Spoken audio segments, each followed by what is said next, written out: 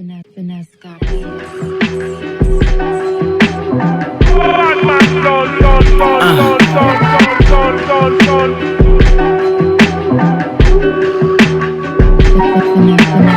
Get off the couch, get off the couch. Get off the couch, get off the couch. Get off the couch, get off the couch. Get off the couch, get off the couch, get off the couch.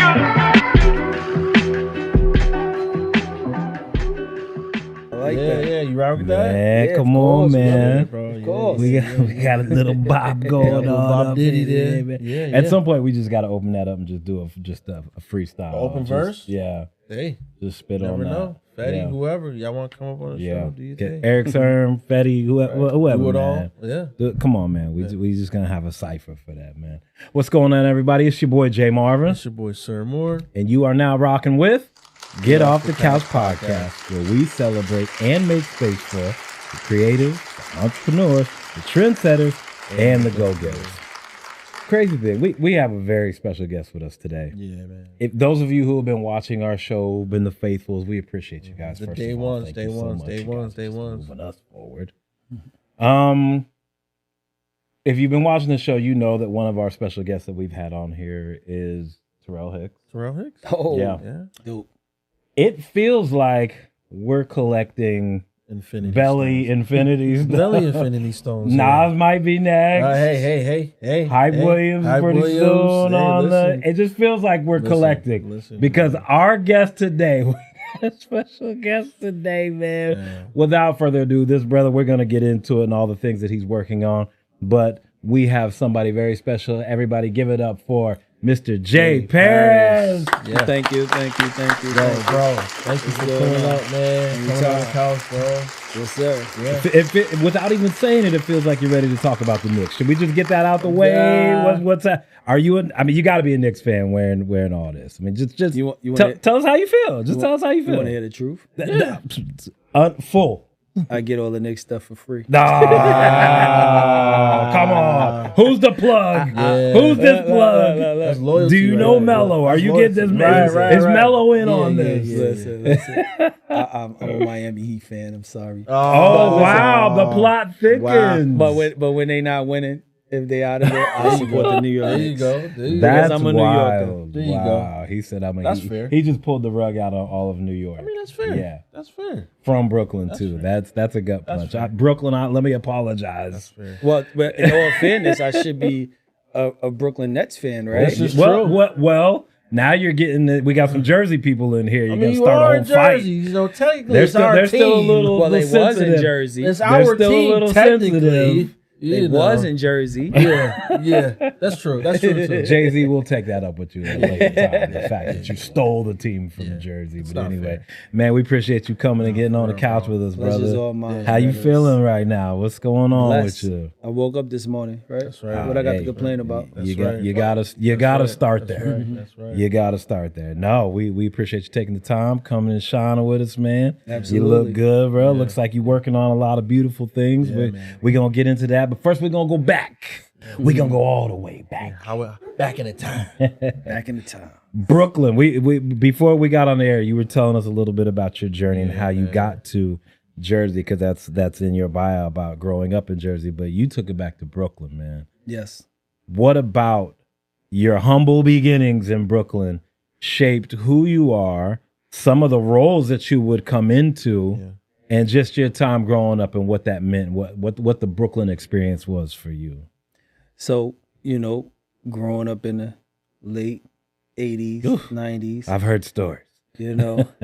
it was a lot of turmoil. Just Yeah. gang culture, but it was different for us though, because it wasn't really Bloods and Crips back then. Yeah. It was more like if you were Panamanian, Right. you were UK. Right. If you were Haitians, you were with the Haitians. Wow. It was more like an ethnic, Yeah. of who you fit in what you were. Okay. And that's how Brooklyn was. When, me growing up in Brooklyn, I ended up going to high school in Manhattan. And in Manhattan, it became a borough thing. Wow. So if you was from Brooklyn, you was with the Brooklyn dudes. If you was from Harlem, you was with the Right. Harlem dudes. Yeah. The Bronx, Queens wasn't really moving too much, but they end up falling in alliance with the Brooklyn dudes, and then the Harlem dudes end up falling in alliance with the Bronx dudes. Okay. So Makes sense. I've been through a lot of different culture shocks in my life, Yeah. But that was my beginnings, just growing up as a kid, just trying to survive.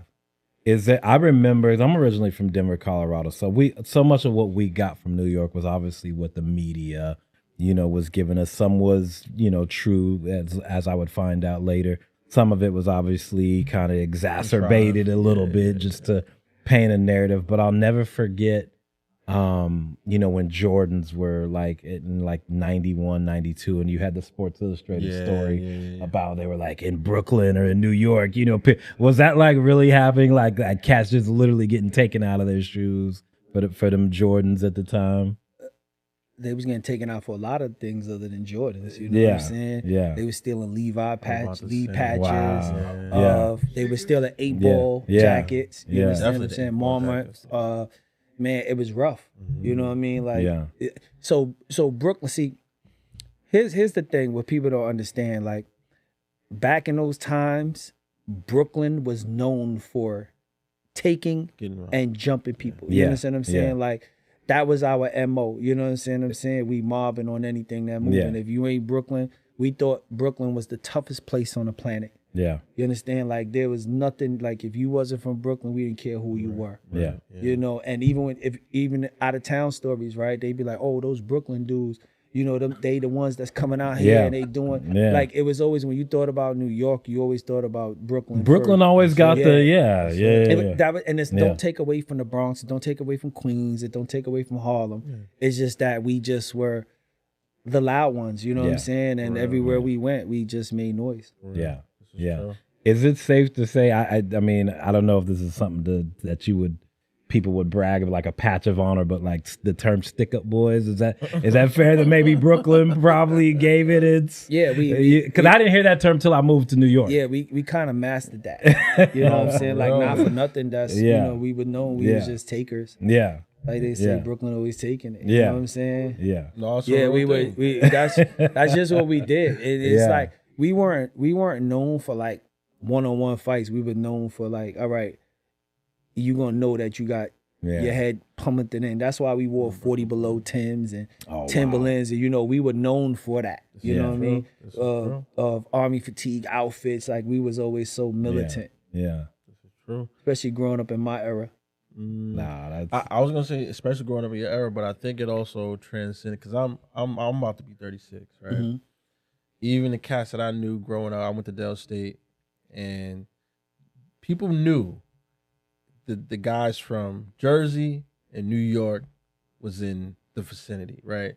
And so Jersey cats, we got cool with the Brooklyn cats because it was a kind of a similar, like, we stealing cars and all types of stuff over here, but in Brooklyn, like you said, it wasn't just then. They were still doing the same thing. Even in my generation too, robbing people and but anybody, like grandmothers and kids and all types of crazy stuff, and we would have those conversations of like, yo, like it's crazy out in Brooklyn too, bro. Like, you know what's so funny, right? And this is I'm a make the transition from Jersey to Brooklyn. I mean to New York, right? It's like, when we were in Brooklyn, we just thought it was just us. You understand? And then when I actually moved to Teaneck, right? It was funny because Teaneck is known as the girl. Yeah,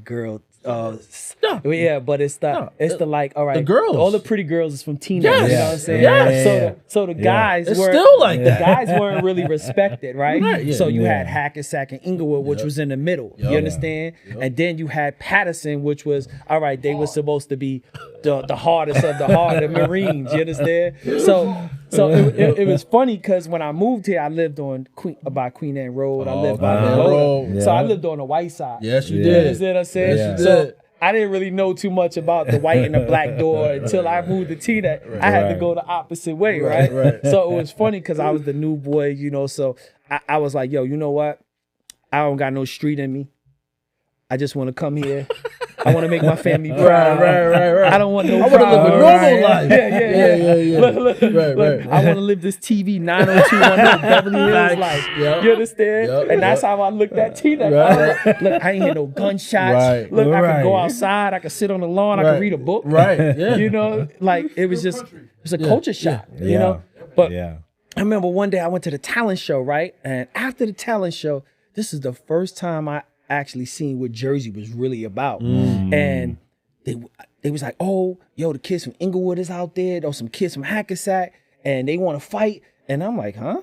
Nah, So I go outside, I fight him. and they actually fighting one-on-one fights, bro. Wow. And then they just started brawling as a group. And I was like, yo, nobody got shot? Nobody got stabbed? Yeah. They was slamming each other on Yeah. cars Going and crazy. in the bushes Going and all of crazy. it. It was for like 30 minutes. And I'm like, nobody died? Wow. I'm like, yo. Yeah. Live to see another day. I was like, yo, no way, bro. First punch, somebody shot. And that's when I had respect for Jersey because I was like, We're gonna scrap for sure. yo, you'll never get this home. No, you know what I'm saying? We're gonna scrap for sure. You'll never get this home. Yeah. And then I started looking at Jersey different. And I was like, yo, these dudes really are fighting. And they're representing their town. And the crazy part is, half of them is from New York. Grew up. happening? We're from there. Kind of the same transition you made. Let's be for real. Yeah, kind of they same just transition landed you in made. Inglewood, This so is they true. became part of This is Inglewood. true. Right. They It's landed true. in Teaneck, they became Right. part of, and all the kids that were really, really bad. Yeah. Do you know what I'm saying? Yep. Yeah. They were actually kids that came over from New York. Yeah. But they lived in Hackensack. Yep. But then you had some tough kids from that grew up in it. I was just like, nah, I'm not having it. Right, yeah. And Yeah. I just learned so much, man. I was just like, I needed this. Yeah. You know, Yeah. because where I came from, it was none of that, bro. Do or It was die. none of that. Yeah. It was like you punch somebody in the face, they run and go get a gun. Yeah. You better strap up. Yeah. Because it's survival of the fittest. Yeah. Out here, at least you live to see another day. You might have to live with the fact, yo, such and such slammed you on your head. You know what I'm saying? But that Yeah. was the talk of it. Yeah. And I was just like, wow, bro. Yeah. It's Right. amazing. Yeah. That's wild. No, but that's what as Jersey, like that's what makes us who we are. Cause it's like we lost, but we're gonna get them back tomorrow. Da da da da. Like, Yeah. you know, and of course you have your altercations or whatever. And they always was fighting over girls. Like, I never understood that. Like, Teaneck, bro. Yo, we in Teaneck. bro. You're in Teaneck, Hackensack. Like I said, even growing up in my era, it's still the same thing. The pretty girls come from Teaneck. You got Hackensack. You got Inglewood. It's still the same thing. Still the yeah, same man, thing, I was bugging out. And then it was like, so you have Inglewood and Hackensack, and then you have Patterson. So then they'll join forces, right? Mm-hmm. To attack Patterson. Yep. You know what I'm saying? Because That they makes needed sense. as many You numbers got to as they group could. up to attack Patterson. That makes sense. Apparently, That makes Patterson, sense. you got to group up. Yeah. That makes sense. Yeah, bro. Because like you said, like Patterson, like I would compare us to like a Brooklyn or the Bronx or whatever it may have you because of like the culture, but like we was like you said, like it was similar. So it's just like you had to roll deep to come to Patterson. you got You know it's crazy because I call them our cousins because they act just like us. For sure. Newark dudes. For sure. No, Newark dudes. No, but that's what I'm yeah, saying. Yeah. That's Newark why dudes. I was saying like for us Yeah. Patterson, I kind of relate us Yeah. to like the Bronx or like Harlem Yeah. maybe a Yeah. little bit, but Yeah. Newark and Brooklyn, Yes, one and the same, same person, bro. same Bruh. person. One and the same. Same- Because even the girls, when, too. That is even so when I true. started, I had some artists out in Patterson, so I spent a lot of time in Patterson. Okay. You know what I'm saying? After later on, and then when I used to just see them, but they were just known for fighting. You know, they were known for fighting. Silk City. Yeah. You understand? You know it. Yeah. I had learned that. You know And it. I used to go and I used to be like, yo, and I remember him, he had a rap group, and I think I had my little trials with the rapping thing for a second. You know what I'm Yeah. saying? I said something about, yo, I go get my dudes from Patterson with the no teeth in their mouth to knock your face. Like it was something. And I remember my guy, he got mad at me. He was like, yo, what you trying to say? I was That's like, spot yo, I said, I never seen a nigga get his teeth knocked out and then y'all friends tomorrow. Talking about, woke up talking about, yo, I'm sorry. That's spot There's on. no way you knocking my That's jibs spot out on. and we are cool. That's After. spot on. Right. That's spot on. though. That's But they spot did on. it. Yeah, That's true. wild. you live to see the Yo, tell the listen, story. I got stories for days, bro. Yeah, Yeah, yeah. that's funny. Patterson has a history. Yes. as we understand. So as you move to Teaneck, you make the transition from Brooklyn to out here in Jersey. When did something start happening in your journey that you're like, okay, how did the acting get introduced? Is that something that you got thrown into? Is there something that happened in your journey that you were like, oh, this is something that you perk up? Were you doing the athlete thing first? Like, how did how did you discover that? So there's shifts in this, right? So I came to Teaneck to change my life, to be a better person, to get my high school diploma, and just want to chill. Yeah. But I went back to New York. Of course. And when I went back into New York, I fell back into a life. Yeah. You understand, of getting money and just, survival mode again. You know what I'm saying? And what happened is I was always the type of person, like, if you're going to do something, be the biggest at it. Right. Right? So I didn't like drug dealers. You know what I'm saying? I thought drug dealers, I looked at drug dealers as suckers, because I says, I like the robber, right? Because I looked at it like, you hustle all week, right? You get your money out there, you want to go and party and trick on girls, and you get all your money up, right? I was like, but the robber come and get you when your payday, right? And take everything from you. And then what you gonna do? You're not gonna go after the robber because you know how to get money, right? So you're gonna say, you know what, I'm just gonna get the money over. I don't want the beef, because money and beef don't mix. Right? And then what you gonna tell the cops on her? No. Can't tell so that. The person that was the hustler, to me, I always looked at him, no disrespect to nobody that hustle, but I always looked at him as the underdog. Because not only did you have to worry about the robber, but you had to worry about the cops. Damn.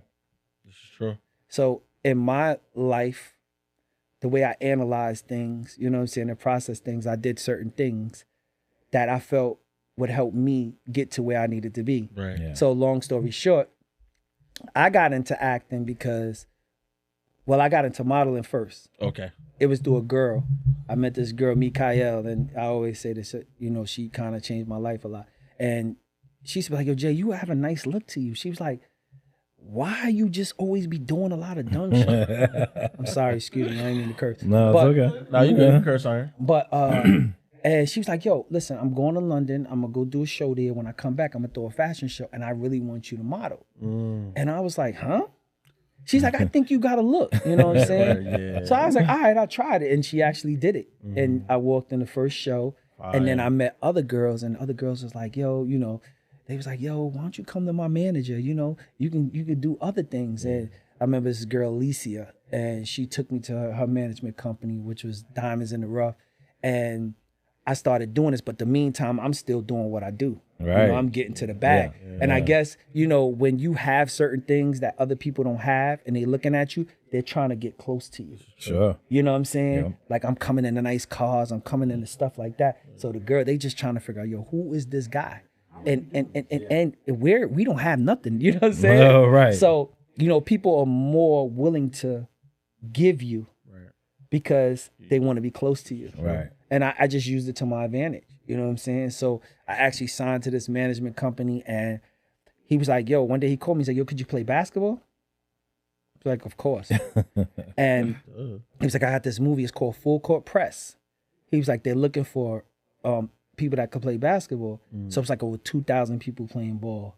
And I actually booked a role on the principal basketball team as one of the principal players. Wow. So my first acting gig wasn't really like, it was just it thrown into my lap because I could play basketball. Yeah. And I became one of the principal, and I had Tate Diggs in it. It was Tate Diggs' first movie. Hill Harper. Wow. He was in it. The Brat was in it. Reverend Run, when he first became Run, Do It All was in it. Who else was in it? And it was a couple of more names. We shot the movie, so it was about a black basketball team and a white basketball team having a riot. Yeah. And what happened was, they had when we went to court, they made the star player of the black basketball team and the star player of the white basketball team switch houses and live in each other's houses instead of sending them to jail. Is this movie still out? So I'm about to break it down to you real quick. I'm gonna try to do as fast as I can. Gotcha. So they had the switch, and that's what the movie was about. But what happened was, the producer of the movie hired the white family. They had no acting ability whatsoever. Wow. So when they was trying to edit the film, right, they had to cut out like they had to cut out a lot of stuff, and they couldn't. I don't think they really got a deal Had for enough, it. yeah. It actually came out on a underground market, but they changed the name to it like 30 Days or something like that. got But it. that was the first movie I did, and because when I did the movie, everybody kept talking about SAG, SAG, SAG. And I was like, what they talking about SAG for? He's Right. like, nah, you a principal. You can Yeah. get into the Screen Actors Guild. Right. And me not knowing, I'm just like, one check paid for my entry. I was like, this is free money. Yeah. I'll go get in the SAG. And I just did it, not even realizing what I was doing it for. Right. I just did it. And I got into the union. So after that movie was over, 6 months later, I paid all this money to get here. They sent me a bill. Oh, wow. So I called them. I'm like, yo, I just gave y'all over $2,500 to be part of your union. And you sending me a bill for $800? But because I made so much money, Oh. they take, it's a percentage now. So Right. the more you make, you pay a percentage to be part of a union. Right. I didn't know nothing about it. That's crazy. So I was tight. I was like, I'm not working for free. No, So right. then, so then I started doing more stuff with the management company, which is Diamonds in the Rough, and I started doing like a lot of stuff for the Source. I was doing Foot Locker ads, Foot Action, Yeah. and then from there, I was in a union, and then the girl said, "Yo, you need to go to Winsome St. Clair." And Grant Wolfley was another casting agency, but they was more like a white agency.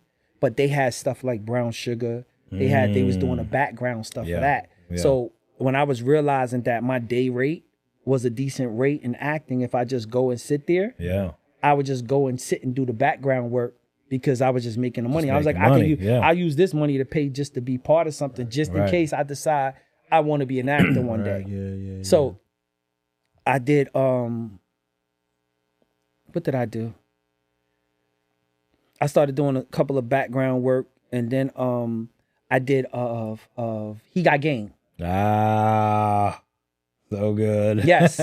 So when I did He Got Game, right? Check this out. But I was background though. Okay. But I was going multiple days. Yeah. You understand what I'm saying? I was like Yeah. one of the high school students type Yeah. thing. So I would go and do that. So I remember back then my life was, I had like 4 cars at the time, right? So I used to Still doing the street thing. It's Yeah. okay. Yeah. Okay. So what I used to do is I never used to bring my cars to set.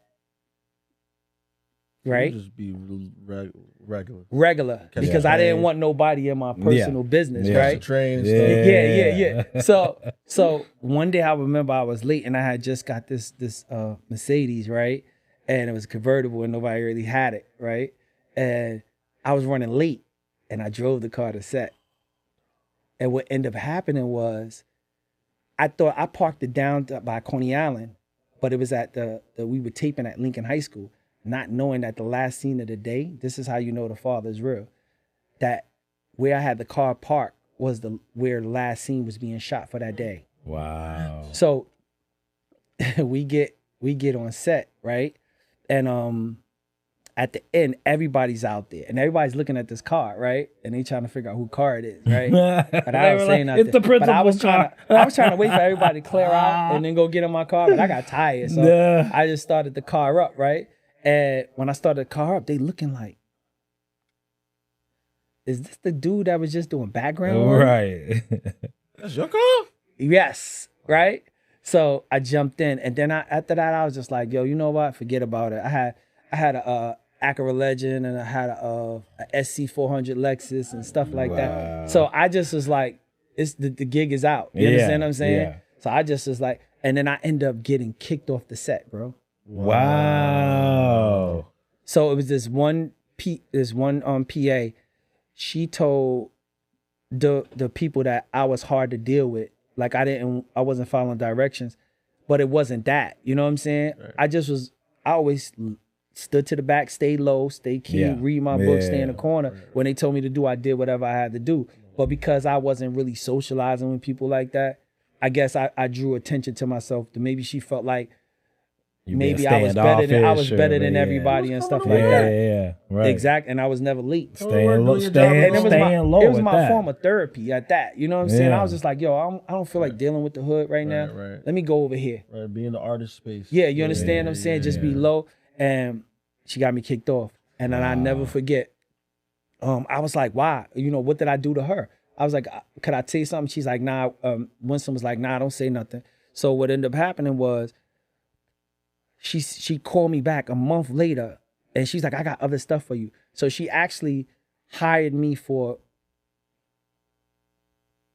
Same lady. The Best Man. Same lady. Wow. Same lady. No, not The Best Man. Sorry. Brown Sugar. Okay, Brown Sugar. So on Brown Sugar, I was working and then they actually made me take Dick standing. So I ended up being his stand-in on Brown Sugar, and I ended up being his stand-in plus his cousin in The Best Man. Wow. That's how you got Best Man. Yeah. Wow. Yeah. But that Wow. came after. That's exactly. No. Best Man came after Belly. Yeah, about and that. I'm gonna tell you. I'm Yeah. gonna tell you about that. Yeah. So This it is was the Brown same lady. Sugar I'm sorry, first. this is the same lady. Yeah, it was Winston Sinclair. Wow. No. But not the lady that got me Not kicked the- off. Oh, okay, but okay. that had him Yeah. I'm on about to say, set. what? Yeah, That's but crazy. what happened was the lady, the casting director was like, yo, I got this other movie. She's like, I'm not saying that you are, you know, whatever, but they're looking for real, authentic people in street hood. And she's like, you know, I'm not trying to be in your business, but I think it's for you. And then that's how I auditioned for Belly. for you. Mhm. So it kind of fell into my lap. So when Right. I got the script and I'm reading the script, I'm like, That's you. this is not acting like Right. what? I kind of know This this. is, I was like, I can go here and just get paid to just shoot people and just be myself. Like, make it make sense. Right. So I actually went to the audition process and it was a little process and then I actually booked the role in Belly. Wow. So while this is going on, because I'm just tripping that you're just showing up to set. Like, look, I might as well just be here. I'm getting money, but you're still doing the street thing. Are you actually thinking to yourself, like, this, I actually might kind of like this act. Like, there might be a future. Like, how much of it is you just like, I'm on set, it's girls, it's money. Eventually, I'm but gonna I'm give the still- street stuff up. Right, yeah. so- Like, when do you start saying to yourself, like, yo, I actually could, like, really do this? So here's the thing, right? I was going through a transition in my life where I was trying to change. And even from Teaneck High School where I just wanted to be a better person. Yeah. So As a young black man. when I started realizing that people were attracted to me for the negative roles that I was playing, right? Right. I says, you know what? Here's how I could redeem myself, right?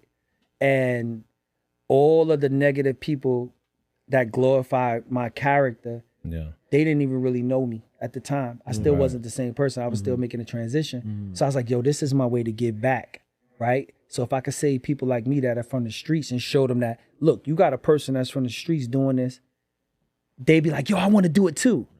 You understand? Yeah. So I took a Yeah. negative and turned it into a positive, Yeah. right? So now I got dudes got cutting their face on a train, like looking at me like, yo. And then I'm like, I was aggressive, but I didn't know, you know, you don't know, you know what I'm saying? You don't know if it's something from your past. You don't know. And then when you hear a person, yo, son, you that nigga from Belly, right? And he's so aggressive and he causing a big scene on the train. Yeah. And I'm like, yeah, you all right though? You know what I'm saying? Yeah. He's like, yo, son, I just came home. Yo, I could do acting. If you could do it, I could do it. And it made me realize that maybe I could take all the negative stuff that I did in life and turn it into a positive and save those kids Yeah. that are looking for a way out, Right. but don't know how to get a way out because Yeah. they can't identify with the people that are where they at. But then they Right. look at somebody like me, and then Yeah. people in my hood start seeing like, yo, damn, son, Right. yo, you really doing this like that? Right. Yeah. And then it made me realize that, yo, you know what?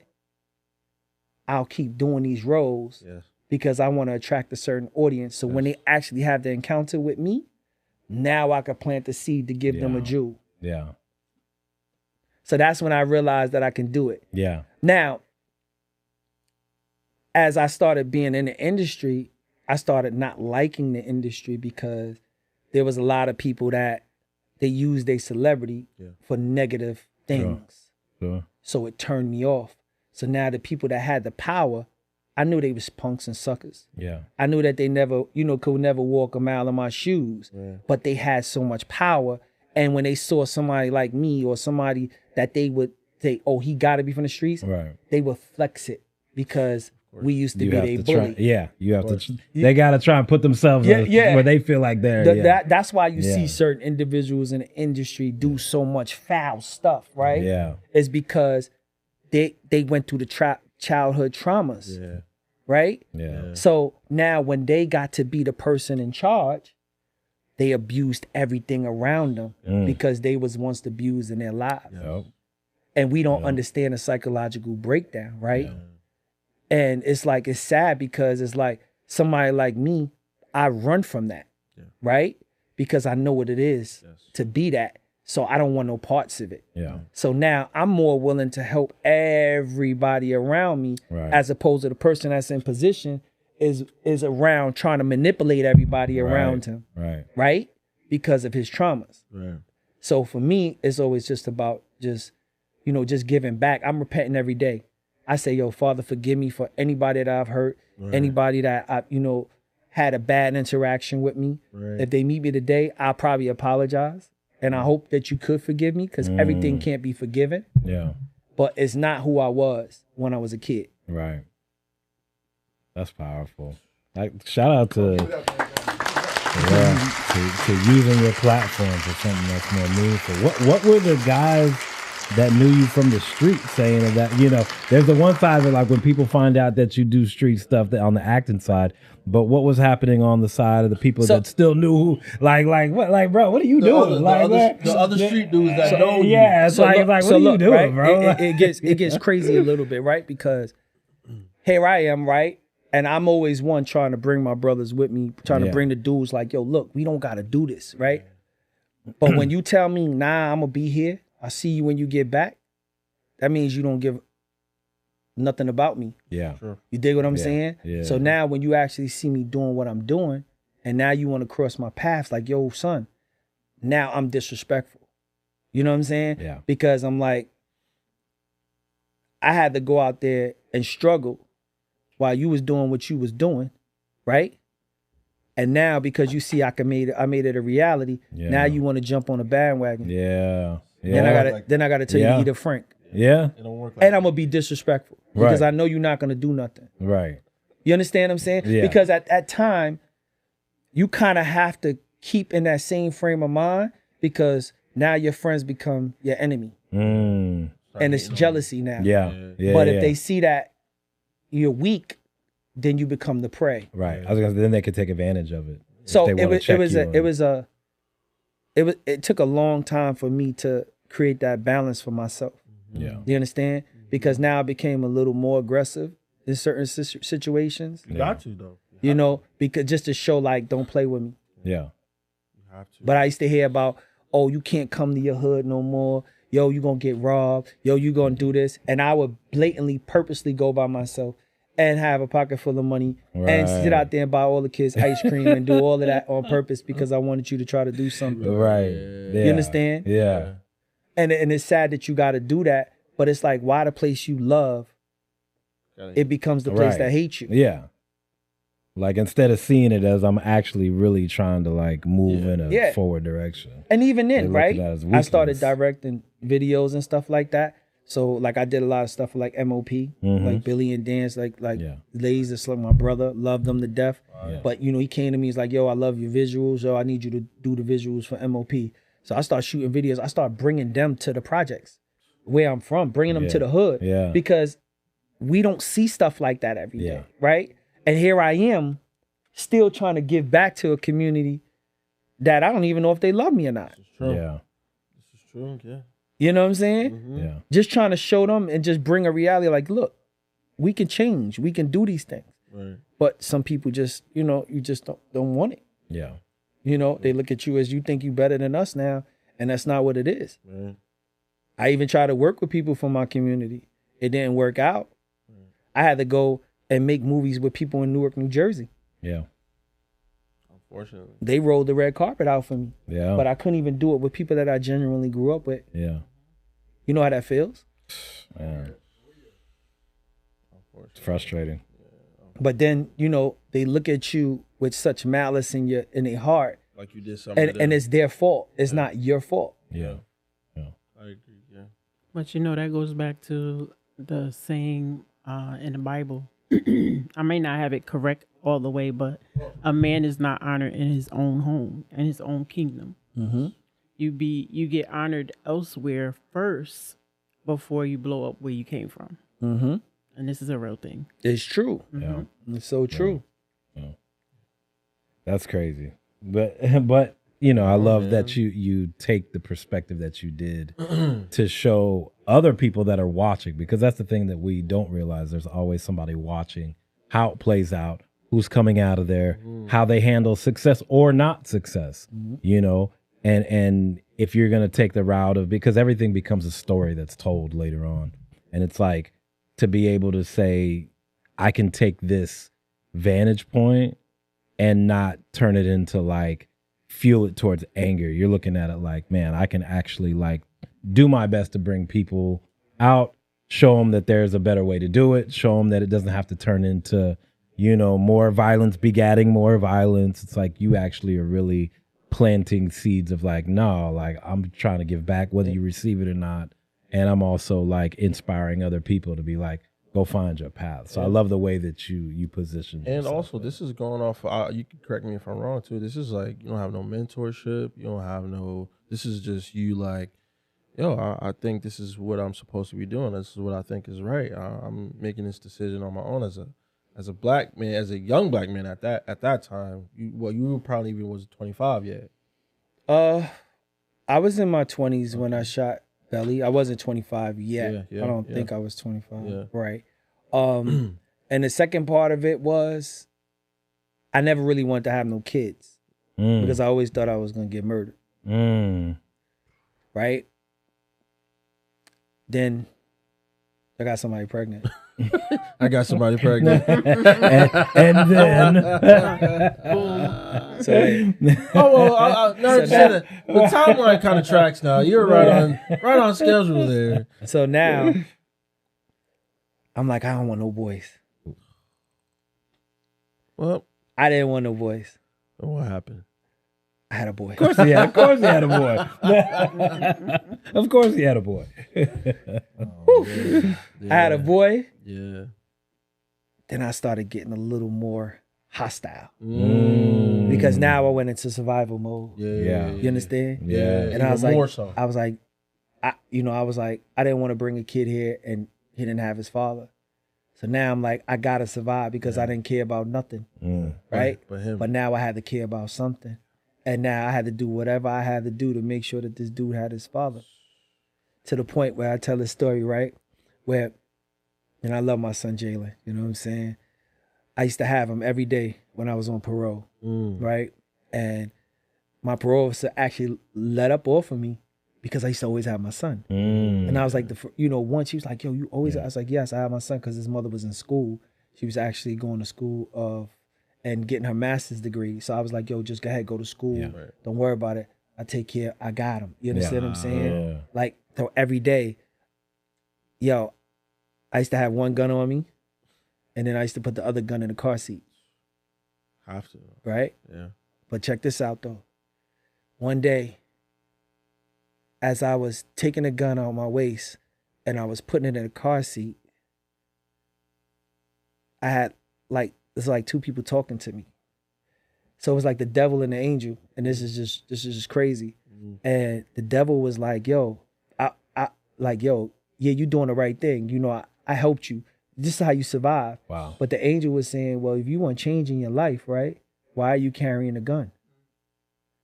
And the devil was like, you carrying a gun because I'm the reason why you here. But then the angel was like, well, what if the gun goes off while your kid is in the seat? Wow. Wow.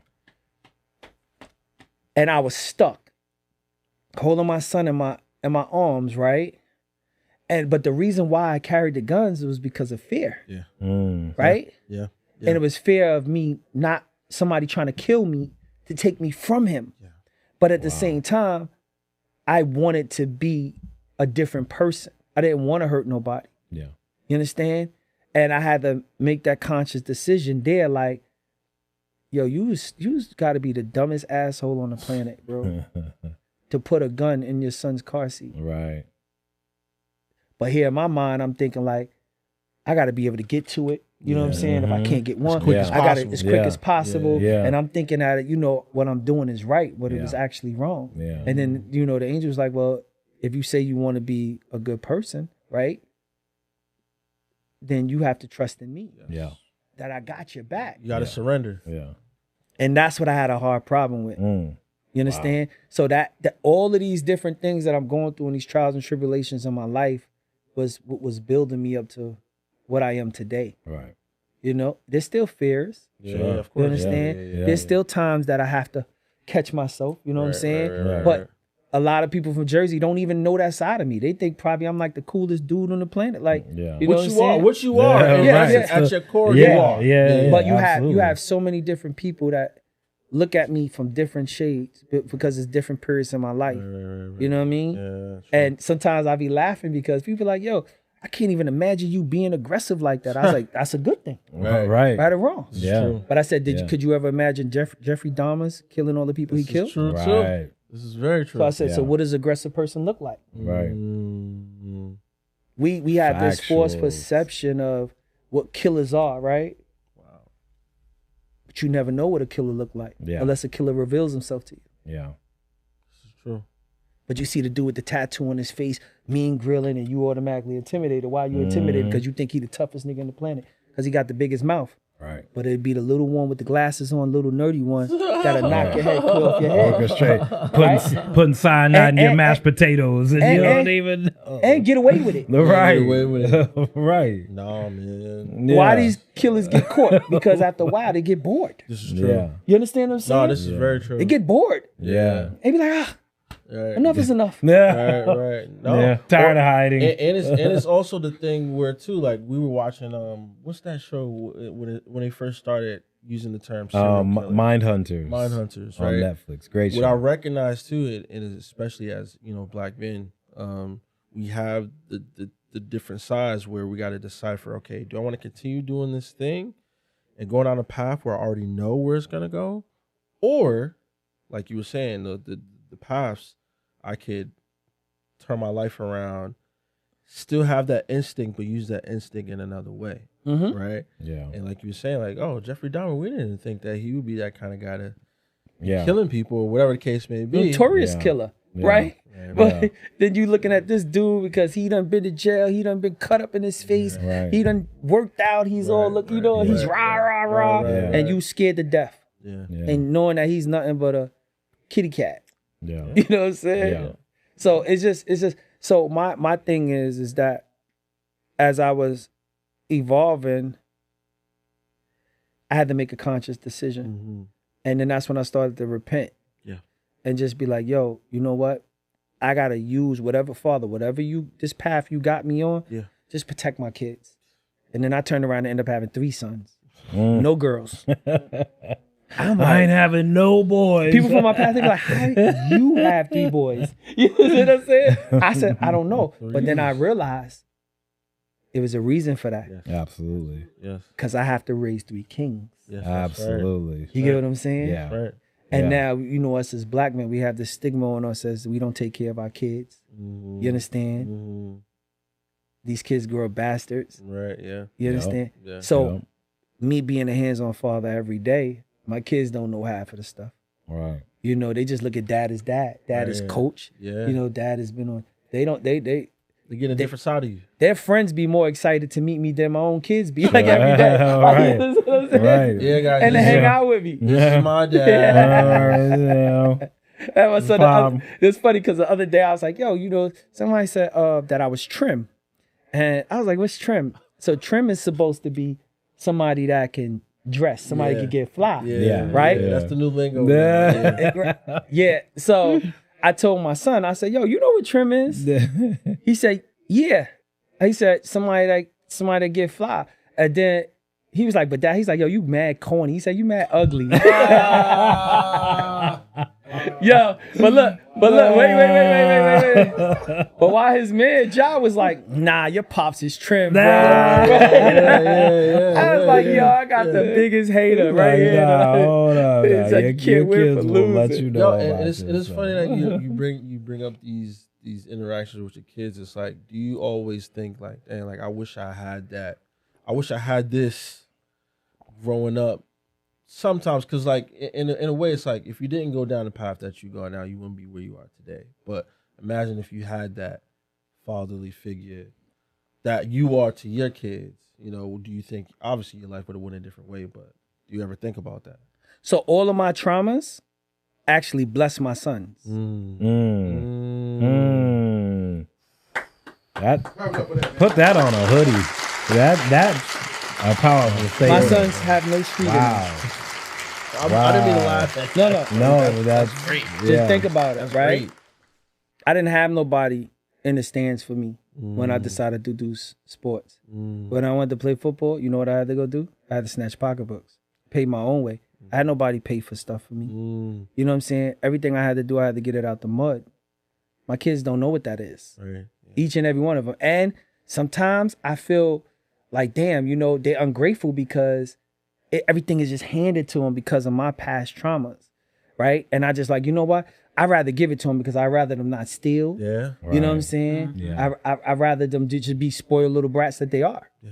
You understand? But sometimes it gets a little nerve-wracking because you're like, you're ungrateful little, you know what I'm saying? But for the most part is, I look at my past and I said, I would never want my kids to feel the way I felt growing up at times with limited support. So it's all a gift and a curse. So I'll tell you something else real quick, right? So I always was like, if I had the chance to do it all over again, I probably would be in law enforcement. Wow. I would be on the other side. Because I see the whole thing about defunding the police, right?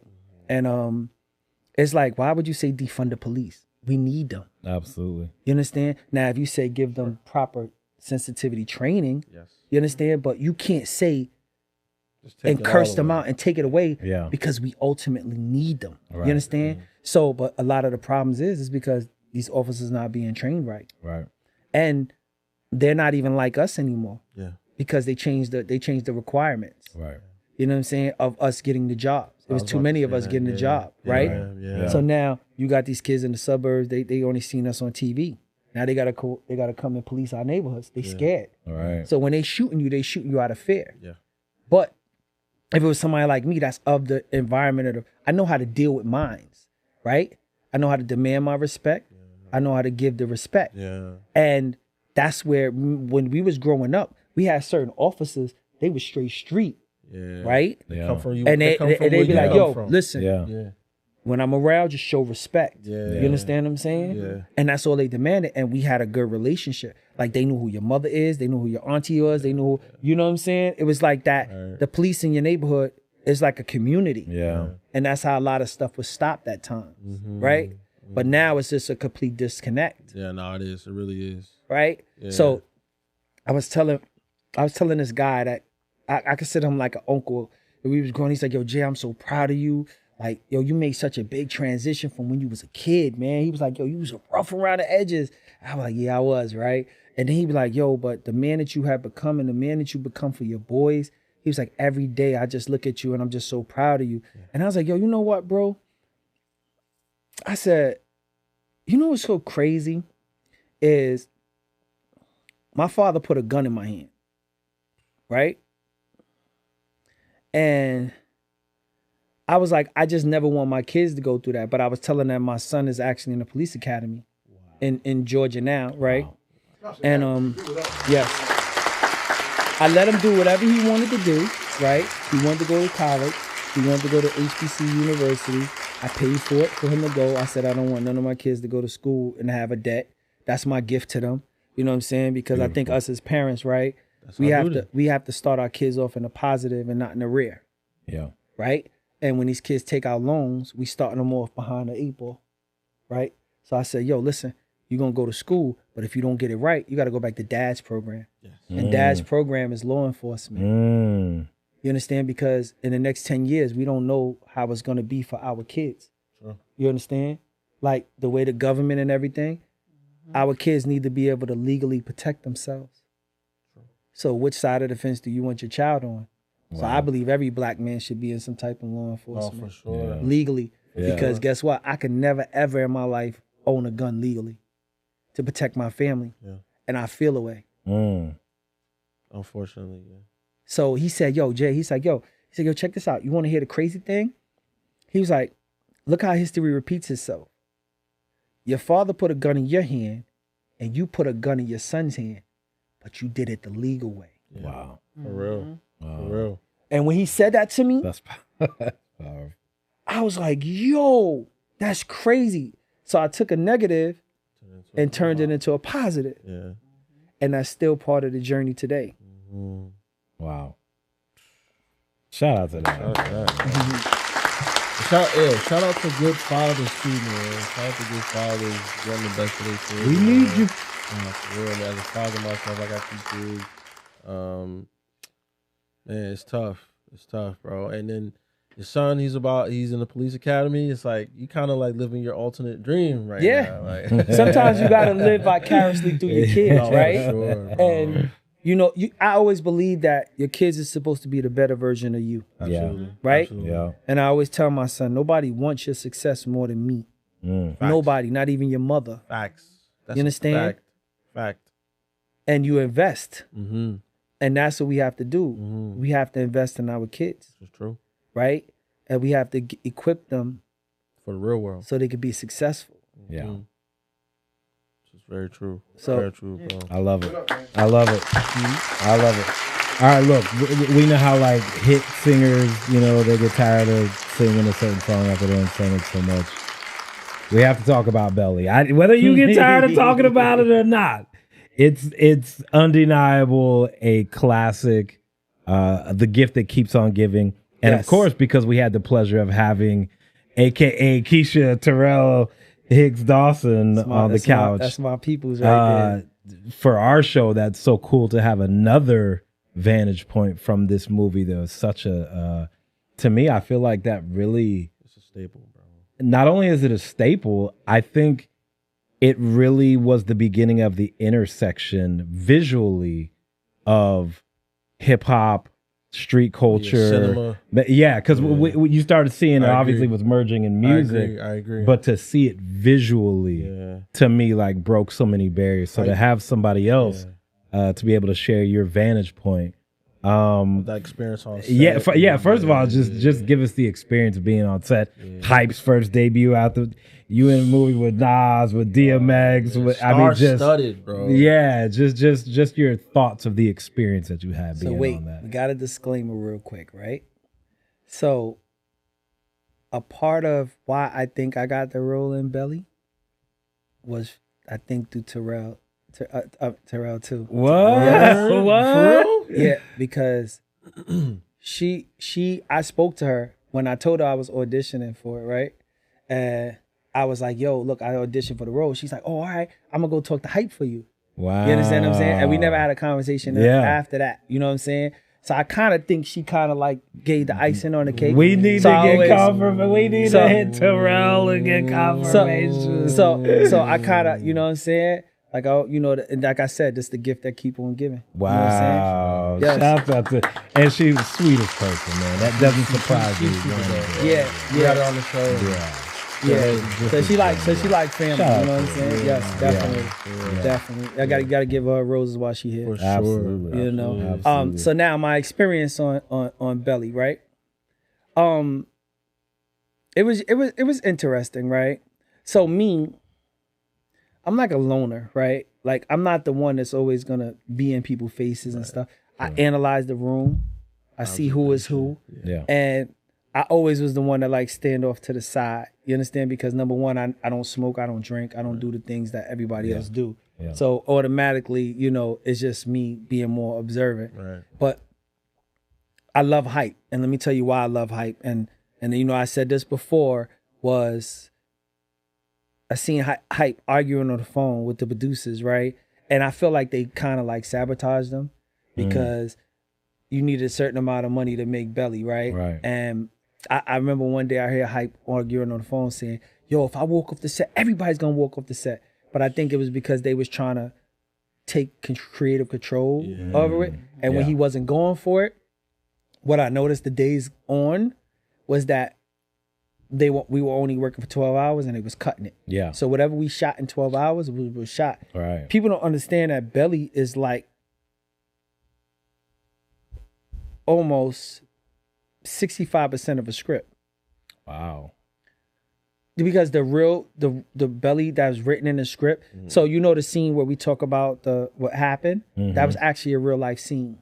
There was a scene in the movie theater. There was a scene where we was in supposed to be in Cali. Right. Now remember where the Jamaican when Buns went to Jamaica to kill a guy? Yeah. That was supposed to be another scene like how Lennox died.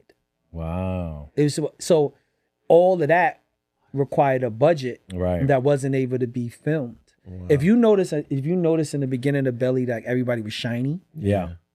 and then towards the film you start seeing the shininess, Yeah. it's because Hype wanted to shoot this film like a futuristic ghetto gangster film. Yeah. Yeah. And everybody was supposed to have like this glow. Yeah. Like they're supposed to be like these Yeah. superhero type, Yeah. you know what I'm saying? Yeah. And he wasn't able to, because he always, and this is what I heard, he always wanted to do like a sci-fi movie. Oh wow. Because that's just how creative he is. Yeah. He's a genius. Yeah. Mine. And just seeing him like stand on his business, that to me was dope. You know what I'm saying? As a black man, because once again, we know how that narrative go when we want to do something and we got these chains on, you know what I mean? And you can only do but so much. But from what he put out was amazing. Classic, bro. But if he would have got to do it the way he really, wanted to, really, blow it would out have his been the best. vision. It would have been the best, one of the best films ever done. Yeah.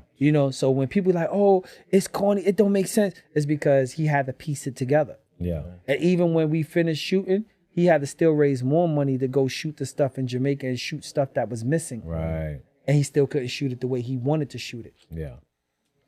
So that experience alone and just watching him and watching what he go through is amazing. I never had a chance to really sit down with him and really talk about it after, but just watching him go through that was amazing. And he turned around after I did Belly. He turned around and put me in a Sears commercial. Wow. Yes, he had put me in a Sears commercial as a little teenager, dancing in the Sears commercial. Crazy, right? Yeah. You still look young. You can come do that, play baby. this teenager. Yep. Mhm. That's Shout out to hilarious. Shout out to Yeah. Hype, But man. your boy X though, he was off the chain, man. I can only imagine. Yo, he was off the chain. I remember we was doing a scene at the church, and there was a whole bunch of people outside the church. We was like 175th and Broadway, and there was mad people out there. They was like wanting to see everybody and what was going on. Yeah. And then this dude just gets out and opens up the window and goes on a ledge like this, and it's going and barking at everybody's doing all this crazy stuff, right? And look, and when you look down, it's a spike fence. Wow. This guy's crazy. And I'm like, if this dude just If slips, he not even, he didn't care. it's over. He did not care. Yeah, but yo, he was amazing, man. All everybody was dope, man. It was it's a really dope experience. You know what I'm saying? Right, Especially for an urban New York film. Yeah. You know that was dope for us. Yeah. That was a good look for New York. Yeah. And then talk a little bit about you were saying it off camera, but you were supposed to play Wise, right? Yes. So originally, I was casted for Wise, and the original person that was casted for La Kid was Shaheem. What? Yes. Wait. The from the Wu-Tang? Yes. Wu-Tang? Wow. Yeah. Wow. You know what's crazy? That Wow. actually makes No, sense. wait. I got it wrong. He was casted as Wise first. Okay. Yes. Okay. I was casted as La Kid. Okay. Somehow down the line, you know what I'm saying? Right. It switched. Wow. Right. You get what I'm saying? Yeah. Wow. Then, and I ain't gonna elaborate on this because I heard it was a little personal or whatever, but he turned around, he wasn't doing it no more. So I had to come back in and we had to audition more people. So rumor has it is, right? And I'm gonna say this because you gotta say allegedly because I don't know, people is getting their Allegedly. Yeah, allegedly. So allegedly, Shaheem was off the project, and then we had the recast. They had to recast again, so I had to go back in, and then it was like a 1 day casting, you come in, you come out, you go in, you go out, you can leave, you go. And it came down to this guy Stan, and Stan at the time was being managed by Swiss Beats Pops. So he was an artist. Wow. So when all of this stuff is going on, I'm very analytical, right? So I'm looking at it like, well, this guy might be the next rapper too. Yeah. You understand what I'm saying? Yeah. I was like, nobody know who I am. So I'm sitting there Right. like, yo, I definitely got to do something. And allegedly, this is what I heard, and maybe Stan could confirm it, but he was in the audition, and the kid must have touched him or something. And he said, yo, cut the cameras off. Yo, Duke, I'll punch you in your effing face. La, la, la, la, la, la, la. And they loved it. Allegedly. Allegedly. But Stan is loving to death. He's a loose cannon, though. You know what I'm saying? And allegedly, that's how he landed the role. Okay. Allegedly. Allegedly. Hey, you know, look, they wanted authentic. You said they wanted. Look, I don't want nobody to be mad at me. Right. Yeah. So, in the process of that role, right? And I just tell you a little bit more was, my mind was, even when we was doing a restaurant scene, and I knew that was like the big scene. Yeah. And I was like, everything got cut out. So I'm like, you know what? I have to land this right here, right? Yeah. And did I tell you that when Stan, when we got casted for the parts, so Stan was actually Lockheed and I was actually Wise. Okay. And then we went to a rehearsal. It was me, X Nas, Hype. I think we were the ones rehearsing for it. Right. And then DMX said to Hype, come out, and then came back and we actually switched roles. Wow. Yeah. Wow. So whatever that conversation was like, Yeah. they reversed our roles. Yeah. That's crazy. Yeah. And then so now I'll go back to actually doing the actual scene itself, right? So now I'm at the table now and I'm like, yo, they're going to remember these guys, right? DMX is about to be the next big rapper, right? Because they was molding him after Tupac and all of that. And then this guy Stan he rapped too. Sure. So I'm sitting there like, well, what could I do to make people remember me? Right. That's when I came up with the stuttering stuff. Oh, snap. Wow. Son, I seen how shook you was when them niggas showed up. Nigga, you was scared like a bitch. Right. You understand what I'm saying? And I knew that if I changed the tone of the character, yeah. it'll make people remember It'll me stand more. out. Right. Yep. So when we was at Yeah. the table, I was like, I gotta bring something different because I know these people are gonna be famous. They're gonna be like, who's Yeah. this guy? Right. You understand what I'm saying? And that's how that all came. When I tried it, Hype didn't say anything. Yeah, you were like, So I ran with it.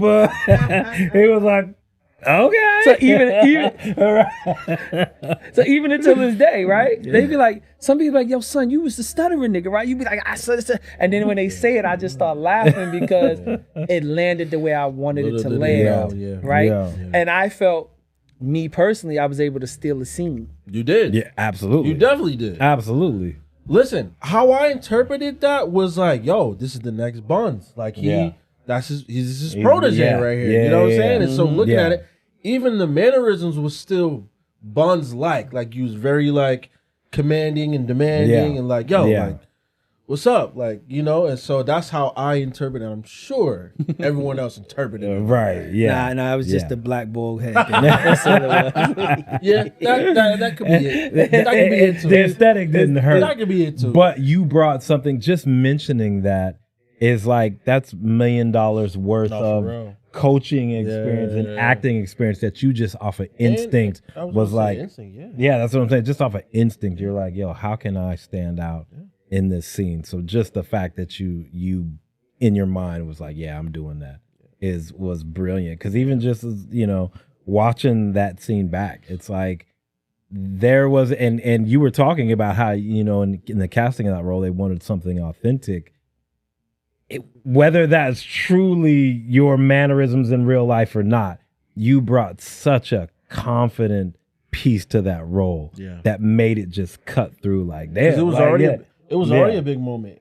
Probably one of the biggest moments in the movie. Yeah. But you made it just more eloquent Yeah. by doing that. It was brazen. It felt like Goodfellas. Nah, it was for it was real. the changing point of the movie. You know, that's a lot of people don't understand. That was Yeah. the changing point. Yeah. for Yeah. him. He got locked up. Yep. And he had to scramble. Yeah. You know what I'm saying? And figure Yeah. out what was the next thing.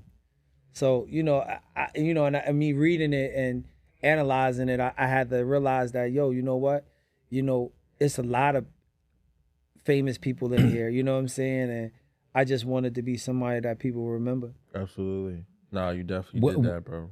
Was there ever, I literally just said that because in my mind, that's what I related to. Was there ever, now that I'm thinking about it, was there ever any conversation of like Goodfellas or just the mob movies? Because now that I'm thinking about being in the restaurant, the way that scene played out, it's so coded in like Goodfellas, Godfather kind of thing. And now that, to me, now that I'm like Sopranos. literally replaying it and the way you're talking about it, I'm like, that's why it feels like such an epic scene. Because it's like some really black mob type shit. Like, Mafia stuff. yeah, It was like- more like, you know, growing up, the way you grow up, like I said, your friends become your enemy. Yeah. So it was easy to identify with because we seen it, especially growing up in Red Hook, right? And going back and forth from Red Hook. Yeah. Outsiders wasn't killing us. It was us killing us. Mm, You get what I'm saying? yeah. So we eat in the same house every day. Yeah. We grow up together. And that could be the very same person to take your life. Wow. This is true. So Wow. when we were growing up in the projects, right? It wasn't strangers killing us. Yeah. Every once in a while, you might have somebody sneaky bring somebody in to do the job because Yeah. they didn't want, they didn't want Yeah. the, Didn't the want that on flack their that hands, came yeah. behind it. Or the Yeah. police. But or at the end of the something day, like it still that. came by the hands of somebody that you once had a relationship with. Yeah. Whether it played basketball, whether you went to public school together, middle school together, right. high school together, Yeah. But once drugs came into play, it was open field. Yeah. Nobody's your friend. Survival, yeah. Yeah. So with that scene was a classic example of power and a power struggle. Yeah. You know what I'm saying? Yeah. And that's reality. It don't take much to bring that to life. Yeah. True. Or Wow. even having Yeah. that, like I said in the scene, I peeped it, the wink Yeah. that X gave you. Yes.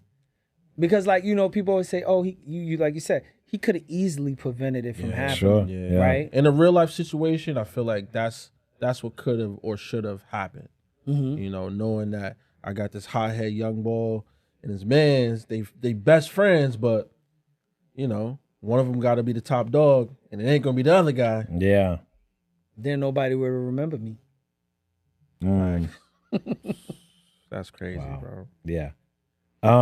What changes for you after Belly? As Life, personal aspirations, acting roles. Or is it business as usual? Yeah. Or is it business as What usual changes after after Belly? What changed for me was making the transition from, how could I say it, from the streets to being a positive person in a sense, because now, like I said, before all of this would happen and somebody would look at me aggressively or something, I would know where that came from, right? Yeah. But after doing Belly, right, and somebody looking at me crazy, like I was always on defense. But defense because I always thought it was negative. But in every situation, it wasn't negative. Sure. It was really a positive. So for a while, I was lost. You know what I'm saying? I didn't know how to interact with people. Right. Because I didn't know what their motives was. Yeah. Before I knew what the motives was straight off the rip. I knew how to deal with it accordingly. Yeah. But after that, I had to learn to become more humble, right? And just Let it play out. let it play out Yeah. in the direction it's supposed to play out. Yeah. But I had a hard time with that for a long time. Yeah, surrendering to that is Yeah. Yeah. Wow.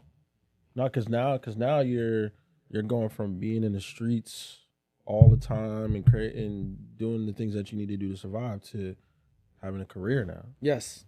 So it's like, damn, like, all right, Right. I'm a brand now. I'm a Yeah. business. Yeah. Like a real.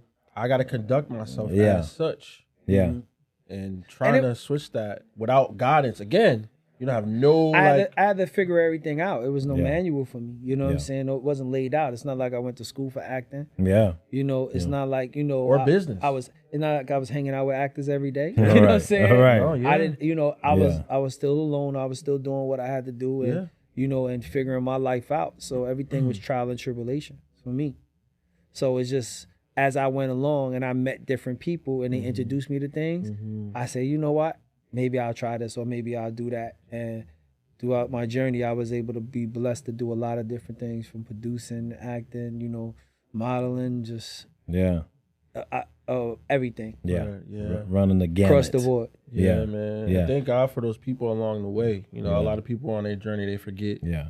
those type of people that they've come across on their journey. And I'm glad that you were able to be blessed to have those kind of people in your life. You know, one thing that I didn't like, right? And I would say this even back to doing the background work, right? Was that what I didn't like was, like, even on set, you had union and you had non-union, right? And at lunchtime, right, union would get the chicken, the shrimp, platter, the all the good lobsters, food, the yeah, all right? And then non-union would get a bag of chips and maybe some water. Yeah. Yeah. But at the end of the day, I felt the way about that, right? The mistreatment. Because I'm like, these people come here and they work just as hard as if not harder, All right. right? And then they got to get scraps. It remind me of slavery, Mm. you know? So a lot of times I used to, like, sneak food for people, you understand, give them my food and go back and get food. And it helped me become humble and give people grace, right? Yeah. Because when you seeing, like, it still was a division, right, of status, Yeah, class and stuff. you know? Yeah. And I always had a problem with stuff like that. Like even like what I've learned throughout my journeys, right, is that, say if we all on a project, right, and just say I have way more credits than everybody here, right, and then I come in and you guys are looking forward to working with me, but I'm standoffish, I'm in the corner. Right. I don't even interact with y'all. I don't want to know. I just come in and act, do my job, get out, right? What memory does that leave in you guys' mind, right? Am I teaching you to help, or am I teaching you to be disconnected? Because now when it's your shot, Right. you're gonna be like, You're gonna do nah, the same thing. I'm gonna do Yeah. the same thing. Yeah. So what I've learned in my journey is, and whatever project it is or whatever, that's why I love doing the independent stuff, Yeah. is because a lot of people that are just coming up and they hungry and they starving and they thirsty, they want to be around somebody Yeah. like me that has done a variety of things, right? So my first thing is I'm giving them hugs, high five. Yo, y'all want to run lines together? Yeah. Because Helping I shape that want- experience. yes, and I want them To be at their best. to be at their best, right? But if I'm coming in there and I'm just trying to thrash everything in front of me, you know what I'm Yeah. saying? I'm not setting no example. Yeah. And I'm not raising the next person. Yeah. I'm putting them down. Yeah. So for me, it's more like, yo, what's up? You want to run some lines before we get on camera? Right. And it just making them feel comfortable, because Wow. I That's need dope. their energy in order to give for my energy that I need for myself Right. to do what I need. Right. That's leadership, though. Yeah. Right. That's But a leadership. lot of people don't do that though. Yeah. A lot of people don't have it.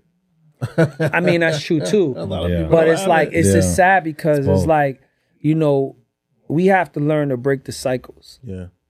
And that's so unfortunate, is that we still jaded. We still so just messed up in the head mentally Yeah. that we don't support each other. Yeah. So in my mind, it's like support is number one to me. Totally agree. I don't go out to auditions no more. I don't go looking for roles and stuff. Right. But like I said, if somebody comes along and they say, hey, Jay, yo, somebody want to talk to you, they got a script, it's pretty good, They got you right? in mind for They be that. like, yo, they Yeah. got you in mind for it. I'll be like, all right, send it over. Yeah. I'll read it. If I like it, I'll sit down and have an honest conversation with them. Well, what cameras do you have? Yeah. What sound system do you have? Yes. Because I Right. want to make at least sure that the quality is decent. Absolutely. Right? And then I'd be like, all right, well, what actors do you have? And I'd be like, well, you know what?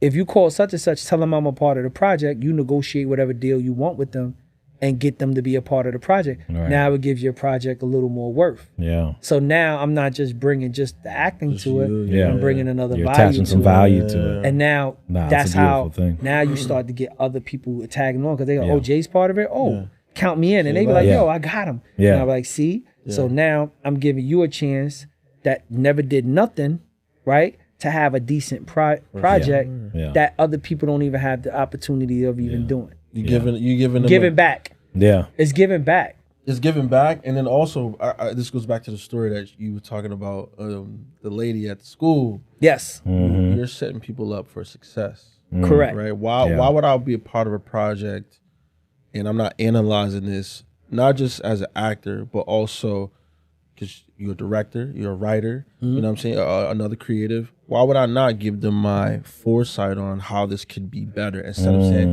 this is whack, I don't want to do it. Yeah. You would rather give them positive criticism and say, yo, this is how we can make them better.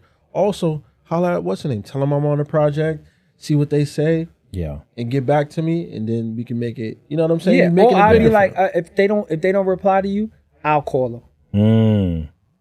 That's dope. And a lot of the independent projects, that's what I've done. You know what I'm saying? Just to help dope. people because, like I said, I don't know who's going to be the next Tyler Perry. This is true. Yeah. I don't know who's going to be the next Spike Lee. Or Ryan Yeah. Coogler's So, and stuff like that. I could be in a room with you and you could be the next big thing and I turn around and don't help you. Yeah. Yeah. This is very true. Yeah. This is very true. Wow, We all one and the same, bro. I love that you and you get what you pour. pushing You get people what you forward pour like that, into. man. Yeah. You get what you pour into. Well, that's what I say. It's all about repairing the damage that I've caused to society. You understand? So I'm always trying to give back because I hope that I'm blessed with the grace that the things that I've done in life don't come back to my kids. Right. Yeah. And see, we don't look at it. We don't look at it from the perspective, right? Yeah. We look at it like, yo, you think you're gonna get away with things, but every day I be a little scared and nervous because I got three boys to raise. Yeah. You know what I'm saying? And Anything can happen. they're not equipped to deal with the streets the way I was equipped to deal with the streets. Yeah. Well, now I was gonna say it's more. It's different now because it's not even just the streets now. It's like mental and spiritual warfare going on. You got the internet. Facts. You got all these things, and so luckily they're blessed to have a dad like you that can equip them for all of those things. You know, not even just in case, but just in general as black boys. You know? So, I just had this conversation with my son just the other day, and I just told him, I said, listen, I was like, this is what I need for you to understand, right? I was like, I know you want certain things, right? And you want these sneakers, you want these clothes, you want all these things to just have monetary value, right? But I was like, I'm setting you up for long-term success, right? Yeah. I was like, my job is to make sure you get your first house. You understand? My job is to make sure that when I pass, that you guys don't have to scramble for whatever it is you think I have that's worth something. I was like, my father left me with a bill. You understand? Where they were scrambling and stealing. Yeah. You know, just to get whatever they can get that bury him- belonged to my bury father. him properly. But then, but they didn't Yeah. even. No. They didn't care about how they was gonna bury him. They just wanted whatever they can get. Oh man, You understand what I'm saying? Yeah. So my father left me with a bill, and I'm like, and you didn't even raise me all the way. Right. You understand what I'm saying? Yeah. But when I had to argue with my brother and my sister, and I hope they don't take offense to it, but it was like when my father was sick, I was like, do y'all got the money to bury your father? Y'all lived with him. You understand? Yeah. Y'all with him every day. Yeah. So while I'm out here busting my ASS, I'm thinking about how he's gonna go away in class because a lot of people know who he is. Yeah. But he didn't set himself up for an exit. Right. So all the stuff he's done, Yeah. it amounted to nothing. Yeah. And I just told my sons, I don't want you to have to worry about those things that I had to worry about. So think about long term. Yeah. Don't have short term. Yeah. Everything just value in the moment. Think about the. Yeah. And they don't understand sometimes. Yeah. You know? Not yet. But They will. I tell their mother, you're the same thing. Like the things you're worried about, I'm worried about the bigger picture. Oh man. See? Watch your man, yo, you settle down, dude. Oh man. Look, it's the truth though. It's the truth, right? They be like, oh, I need you to do X, Y. Nah, that's not the way it works. Yeah. You understand what I'm saying? Because I look at it like this, right? And I try to tell, like even my son Miles, I say, but listen to me.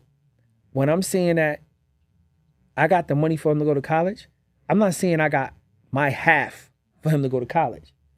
Have I'm it saying right now. so me paying is helping you. Yes. Right. Just because you don't see it at this very moment, you understand what I'm saying? Don't mean that it's not there. Right. Because everybody worry about different things, right? And what they believe to be of value. I'm always thinking ahead. That's our job, though. That's the foreseer. You understand? But they don't. But sometimes they don't see that, and sometimes it's hard because with the way this world is programming us right now, it's hard to see that because we so clouded. Yeah. Like I don't even watch real TV, bro. So many distractions. I don't want to because I'm worried about what I got to do in my everyday life, right? Yeah. Right, to keep moving forward. And I don't need the distractions and hearing about all the negative and doing all of this and worried about. I don't got time for that. So my exit, I have to go out with a bang. It's true. Yeah. So every day I'm walking on this planet, I'm preparing for my exit. And making sure that these boys have everything they need to be successful on my exit. Yeah. Yeah. Shout out to you, brother. No, man, yeah.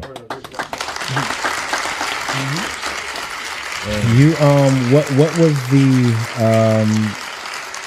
was it a moment, was it just a collection of, because I felt like what you just talked about, being on set and watching what you did started programming your mind to think like a producer, because now you've taken roles where you're directing, where you're writing, where you're into production. When did you really be like, you know what, this is more than just being on the screen? When did you really start stepping into that role? So, you know what's funny? It took other people to see it for me. Oh, okay. You understand what I'm saying? Yeah. Like, I always know I could do certain things, Right. but it always takes somebody else to plant that seed. And I feel like the Father is the message. He sends me a whole bunch of messages. Like, this is what I want you to do. Yeah. Sure. You know, so when you having this conversation with this person, and he's telling you this is your next move. For a reason, yeah. You know, and Right. a lot of it is, you know, because I'm 52, right? And I come from like the video music box, and remember the music back in the days was music based off of feelings and emotions, right? Right. And everything that we did had feelings and emotions, and we lost that culture. Yeah. We lost the essence of that I with agree. everything. I agree. From music videos to television shows. It's like a lost art, Even right? interaction, even human interaction. Right. Yeah. So when Lays came to me about MOP, he was like, yo, I like what you're doing with your movies. He was like, but I want to do this with my guys. So he would send me the music. And my thing was, I'm tired of just seeing the girls with the fat asses and the cars and the jewelry and stuff like that. The root And you got to song. remember, MOP is like a grassroots type of authentic. So it was easy for me to come up with concepts. Right. And that's what I love about music. Once upon a time, right, we had concepts. So each video mimicked the words of the song. Yeah. And it was a lost art. Yeah. So for me, when I choose to do things, I try to create the visuals for whatever it is that I'm listening to. Yeah. And that helped me tap into the other side. But let me tell y'all something else, right? So when Lays came to me, it's like, yo, I want you to direct our videos. I never did a music video before. Wow. So here's what I do. You have relationships with people, right? So say DJ Q, he do videos, right? So what I did, but I'm saying it, but it's really my man Mo Shines. Right. He was doing videos, but he's doing stuff here and there. So I said, yo, listen, bro, I'm gonna give you, we're gonna do a dual credit, right?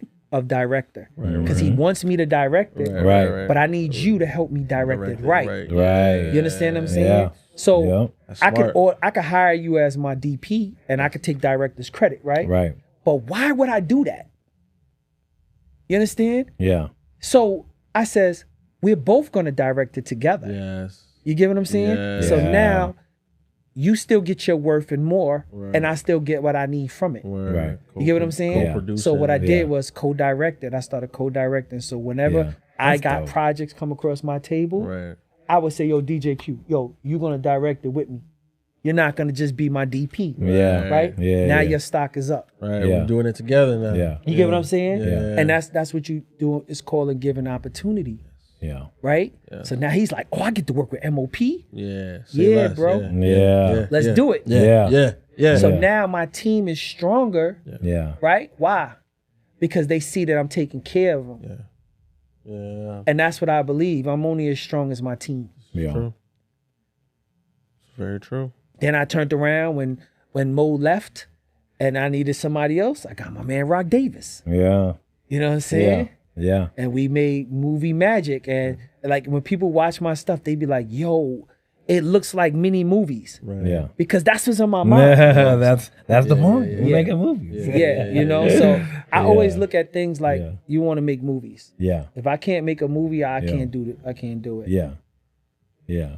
You've had that, and just speaking of some of the things that you've talked about, you've been in alongside really some really great stand-up talent, and you just, kind of keep finding yourselves in these great places. People, we see you in clips with Ice-T. Yeah. We see you in clips with what's Fredro. Fredro was in the scene. You got Hassan. so many really dope people, man. Yeah. Chuck Zito, like Yeah. it's just like the names go. Frank Vincent, like of Mike Tyson, of Nev Campbell, like it's like a lot. And you know what's so crazy, because sometimes I do stuff and I forget. Yeah. I don't remember, and then it comes across my plate. Like somebody call me and say, "Hey, was you on Law and Order?" And I'd be like, "Oh yeah, I was on Law and Order." Why you didn't say nothing? Yeah, right. That was me. You know what, I was in Law and Order. Yeah, I fall victim to that. But let me tell you why I adapted that. Because when I did Full Court Press, right, I bragged about being in this basketball movie, right? That was like a because you Sunset talk about Park. the lineup that you said. I would be too. He was like, "Wait, have I seen it? I need to see this tonight." Listen, it was the first time the brat was ever in a dress, bro. Wow. You know what I'm saying? That was my claim to fame. Wow. And then, you go back to the hood, you're like, yeah, I did this, and then never come out. Yeah. And he's like, yo, son, what happened to that movie that you said was coming out? Now Now I look like I'm a liar. Right. And I ain't never been that. Right, like I'm capping. So moving forward, I never used to tell nobody what I used to do. Downplaying everything. Yeah, if you remember it, That's fair. it's Yeah, fair. You understand? fair. My Yeah, mom's that's be like, yo, such and such called me. They'd be like, she'd be like, I don't know if he was in it. She asked me, and she'd be like, yeah. And she'd be like, Jay, why you ain't saying? I said, Mom, because at the end of the day, if you see it, it's a reality. Right. If we talking about it, it ain't a reality. So, Yeah. so that's how that happened. Yeah. Right. Is there one that's roles are like kids, I don't pick a favorite, but is there one of these of the newer ones that you've been in that's like a baby to you, that you're just like, that was something special? Well, Belly is always gonna be special to me. Yeah. Because I like a lot of times when I did acting, I don't never really feel like I had taken it serious. Right. It was just like something to do. Yeah. But with Belly, I actually thought about it, right? Yeah. And I actually executed. Yeah. So Belly is always gonna be like at the top of my list. Yeah. Right. Yeah. Now the stuff that I did later on, like I did a movie called Steps. Yep. That was pretty good. I think everybody should go see that. Gotcha. And I did Equal Standards. I'm sorry. I did Equal Standards. I think people should really go see that. Definitely seen Yeah. Then that the role- lineup is amazing. Yeah, the role with me and Tobias in it. I love that role. I love that scene. Yeah. Even though I wasn't like I was part of it. Right. You know what I'm saying? But that scene itself was so powerful. Yeah. Yeah. No, I was. I love bro. it. Yeah. And actually, me and Tobias worked on a film called Zoo. So I worked on Zoo with we actually sold Zoo online. Wow. It was like we did like with grassroots where we put it out ourselves. Yeah. And we Yeah. actually sold a lot. We Wow. sold a lot That's of dope. copies of Zoo out of New York, New Jersey. Wow. And that's the first time I met Tobias, Jermaine Hopkins that played the Juice. Yep. Tretch was in it. Yeah. Do It All was in it. JD Williams was in it. Yeah. Who else was in it? A host of other people was in it. You know what I'm saying? I'm sorry if I forgot anybody. Nah, I'm sure they. Yeah. But that was the first movie I did with the guys from Newark. My man Quan and Mustafa. It was about they like the Zoo Crew. Wow. Because back in the 80s, the Wow. Zoo Crew was the people. They was known out in Jersey. Like when Tretch, he'd be like, Zoo Crew, this is Yeah. crazy. It was crazy back then, Yeah. And then they decided to do a story about their lives. And Quan actually wanted me to play the actual Quan. So that was pretty dope. And we built a brotherhood after that. That's dope. Got it. Nah, man, that's bro. You have so many things here, man. Yeah. That are not even just movies or just music videos and stuff like that. Like these are gems that people need to look at and take heed to your career thus far, because I'm sure your career is far from still over. You know what I'm saying? Especially as the started, producer really. hat. Yeah. What do we look for next from you?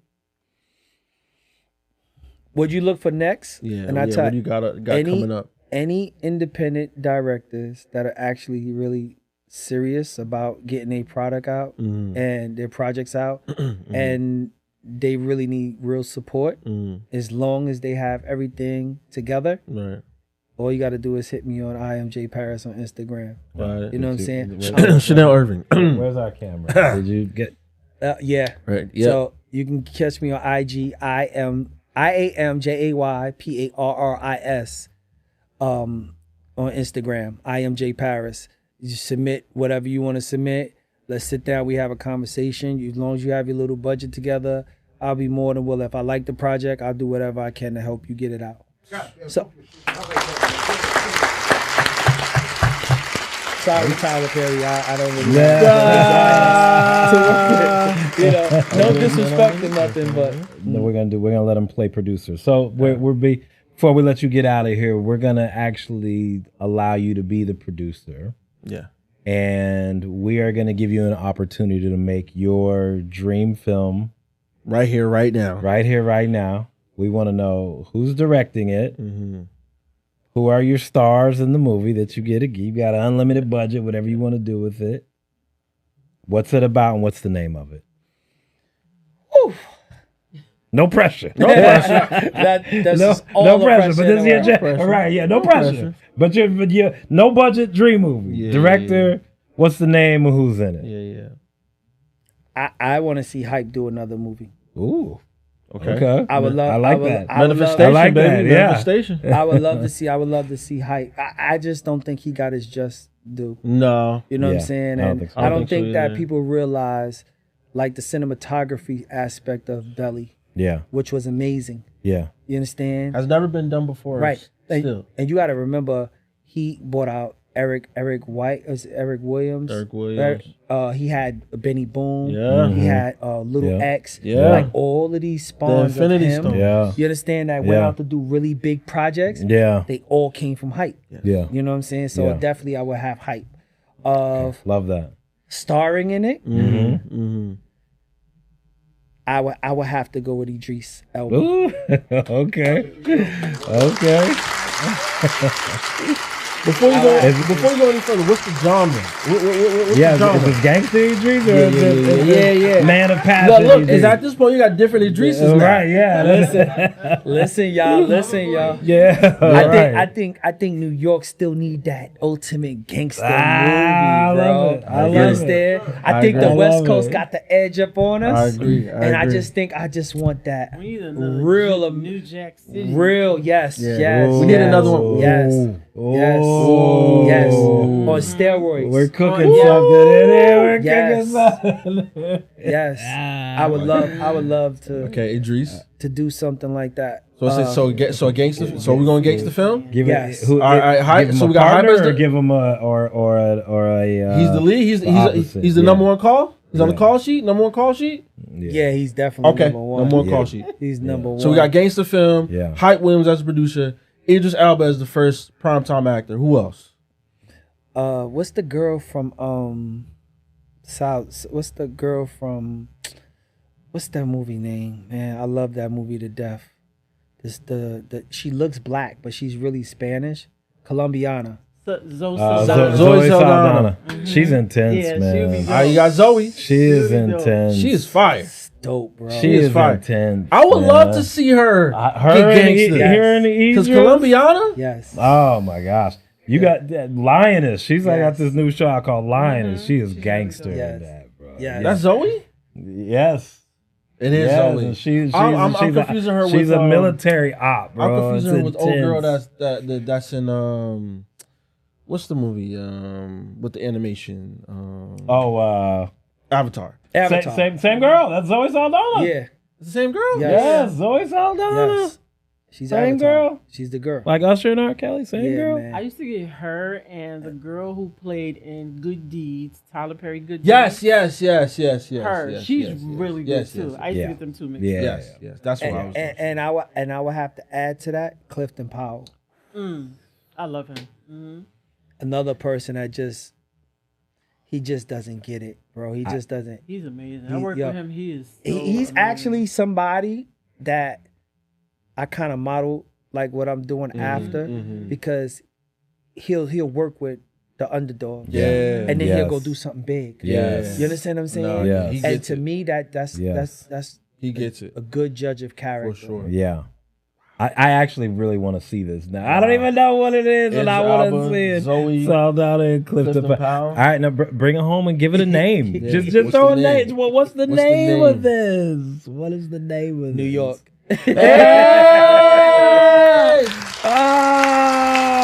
Hey, You heard it here you first. got a budget If out it there? ever- if We're it getting happens- this Listen, done. if it happens, you heard Jay it here Parris first. said that.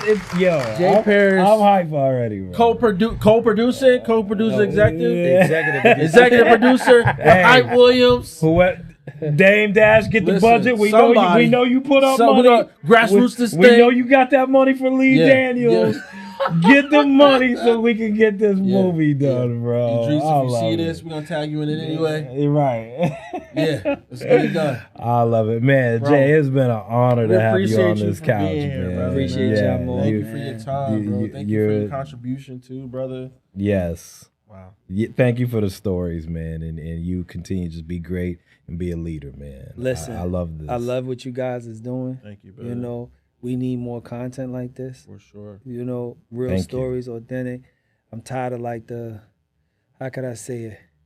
The reality Relationship show, guru. the reality show type thing. Everything is the superficial. fluff TV. You know, it's not organic no more. We need to get back to what's Yeah, organic exactly. and you know, and real stories, real people, and just being authentic. Word, So brother. I appreciate y'all. that. Thank you, as man. well. Appreciate That's that, what we bro. And do. thank you for having me here. Bro, thank you, brother.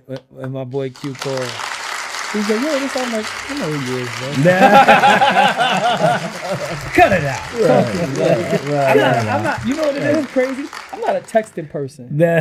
If I rock with you, Yeah. Call me. I'm gonna call you. Yeah. You know, I'm from that old school yeah. era. You Yeah. understand what I'm saying? Yeah. Like that texting, because I be doing so much driving and moving around. Yeah. And you text me and then I don't get back to you, you're gonna be like, oh, he think he all that. Yeah. But if you call me, you understand? More than likely. More than likely, I'm gonna answer the phone. And even if I can't talk, I'm be like, yo, cute, listen, I'm gonna call you back In a later, couple bro. I minutes, got you though. You know what I'm saying? Yeah. Who called who today? Hey. There it is. You heard it, man. I ain't gonna say what time I was here either, right? I probably was, I probably was here before the whole cast and crew. He was early. He was early. We got receipts. Yeah. But we- And right, and no matter how big or small the platform is, you have to give everybody just doing their respect, right? Right. Yeah. Appreciate you, You're bro. not love bigger it. than the program. We love it. Nah, We for real, appreciate bro. it. We appreciate it. Yeah, I appreciate it. Yeah. No doubt, bro. I'm your boy Jay Marvin, I'm your boy, Sir Moore. And I'm Jay Parris. and it is never too late to get off the couch. We about to get you off the couch and check out this clip. Yeah. You want to introduce the clip? Yeah. Which one we introducing? Are we doing Belly? Or are we doing Equal Standards? Which one we doing? Let's do. I think we Why should. we can't just do both? I think we should do We should equal do both. standards, and we should do belly first and equal standards. So That's we a can- fact. So So introduce. old and new. So Yep. first we're gonna do me playing like kid. Yep. In the movie Belly, Yep. was one of the young up and coming gangsters, right? Right. And then we're gonna do Equal Standards, where I played Jason, and I was just a regular working dude with my guy Tobias, which was a cop, and he actually got into a shootout with the white cops and Right. got framed and stuff like that. Right. I think you guys will enjoy it. Go check it out. And big shout out to my guy Taheem that actually produced it and wrote the script and executed. So may he sleep in peace and let his story continue. What's up? This is your boy Jay Parris, and we're gonna check out my clip from the movie Belly, which I played La Kid, and then we're gonna check out Equal Standards, which I played Jason. Check it out. I'm your boy Jay Marvin. It's your boy, Sir Moore. We're here with, Jay Parris. and don't forget, kids, it's never never too too late late to get off the couch. Now go make a movie. Time flip shit to a new fucking page.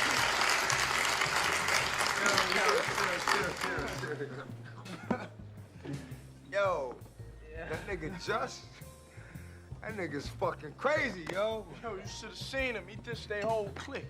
Now, if that was me, I would have bodied them niggas as soon as they said something. Fuck is you talking about? You was right there and didn't say shit. Surprised you had nuts to pull that piece of shit nine you got, nigga. What the fuck you talking about, nigga? Yo, if it wasn't for me, I'm Brooklyn Castle to push your wig back, nigga. Heard that? Yeah, son, don't even try to front. Yo, I seen how shook you was when them niggas showed up, you know what I mean? You was praying shit didn't happen. You know, I seen you after we left, you know? You was ready to cry like a bitch. Uh-huh. You think I ain't see that, though? Yo, when them niggas pulled out, son looked mad hurt, you know what I mean? Yo, don't front, but you don't want me to pull your bitch-ass card in front of buns and shit? Fuck it, just keep it real. Yo, I know you're not gonna let this nigga talk to you like that, man. What's going on, man? Nah, bitch nigga, ain't no bitch in me.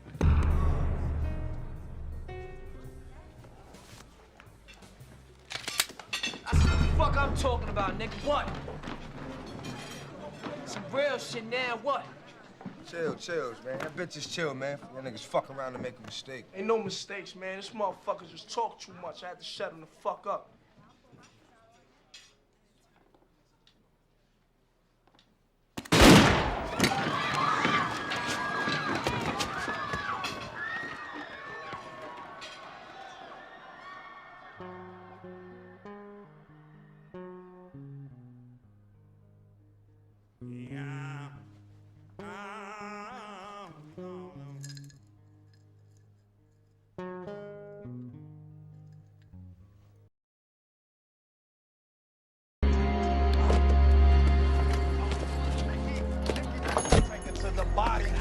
I used to hit like this, like, Excuse me. Police. I need to see some ID. Hey. Yo, Chris, what's up with your peoples, man? What, are you trying to be fucking funny? Look like I'm trying to be funny. We are calm. Calm down, I'm a cop, all right? So what you stopping us for, yeah? Call come in from Central? Wait a minute. I'm asking the fucking questions here. Do you have ID? Oh, okay. Oh, I see what this is. You're one of them, huh? Yeah, I'm one of them. Give me the fucking ID. Hey. Yo, Chris, just show these motherfuckers your ID so they can get out of here. Everybody just... You better shut your fucking mouth. You think just because you got a badge lets you talk to people like that? Gives you the merit to speak with people like that? Yes, it does. I got ID in my car. Now, I'll get it right now. Just calm down.